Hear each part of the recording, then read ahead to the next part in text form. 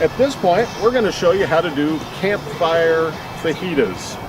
Now, this is going to sound kind of strange, but we're going to go right on top of the coals with the pan. In this case, I put a bunch of coals down here in the bottom. I'm actually going to set the pan right on top of it.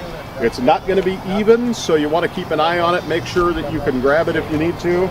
I implore you, wear a glove, because when you react to grab the pan, you will need that glove on your hand. Okay, first thing we're going to do, we're going to throw our butter in the pan. As Paula Deen says, butter makes better. We're going to let that start to melt in the pan. It's already doing so. The pan will start heating up very quickly when you put it right on the coals. I like onions, as you can see. We're not going to use all of these in one batch, but we're going to use quite a few of them.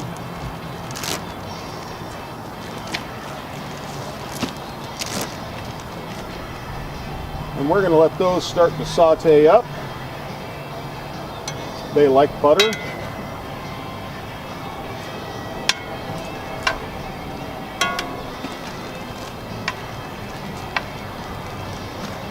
Now, using a pan in this method, where you're putting it right on the charcoals, it's going to get a lot more heat a lot quicker.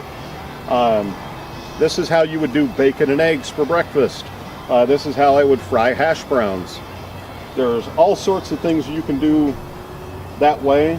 The trick is just having enough coals in there that it can balance fairly decently.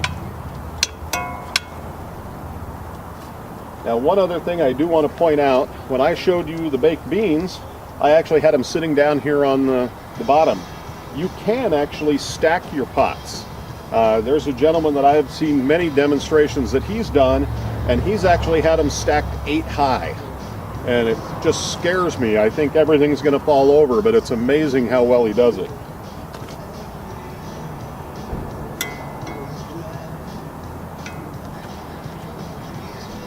Now, those are going to take a couple minutes to get going here. We're going to throw in some peppers.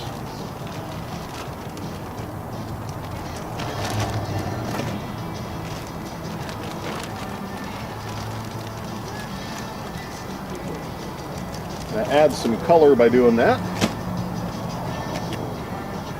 The nice thing about the frying pans is you can take a 12-inch Dutch oven lid, put it right on the top, and now you're keeping that heat inside the pan, and things will cook a little bit quicker.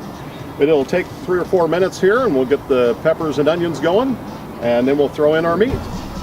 Okay, we're ready to throw in the fajita meat, and we prepared this ahead of time. You always want to marinate your meat for 24 hours before you're going to use it. And while I'm putting it in, Brecca's going to read you the list of spices that we do in here. So it's actually really, really simple. We just use a gallon-sized freezer bag, and we put the steak in. We went to our favorite butcher shop here, has great quality meat, and we got a London broil steak. It's very, very juicy, very delicious. So we just chopped up the steak, not too thick, and put it in the bag. Then we coated all of the meat with some Worcestershire sauce, just to give it a good even coat, a little bit of liquid. Then we put in a tablespoon of each of the following a teaspoon of each of the following spices. Pepper, salt, cayenne pepper, paprika, cumin, onion powder, and garlic powder. Then we put in 1/4 cup of lemon juice and a tablespoon of minced garlic. Then what you do is you just close the bag and just mush it all around, make sure it gets a nice even coat on everything, and you're good to go. You can put that in your fridge for 24 hours and your meat will be ready. In this case, I just stirred in the meat and mixed it in with the peppers and the onions. Get it in there where it's touching the bottom a little bit, and then I'm going to put the lid back on. And at this point, in about 10 minutes, we're going to have fajitas ready to go. Okay, so at this point, our fajitas are all ready to go. You can see we've got juices down in there just bubbling away for us. And we are ready to start scooping. Yeah. Okay. And there is cheese over on the table. Okay. Cheese over here.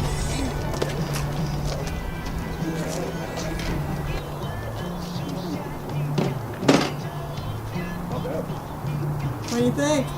Good. Thanks, Johnny.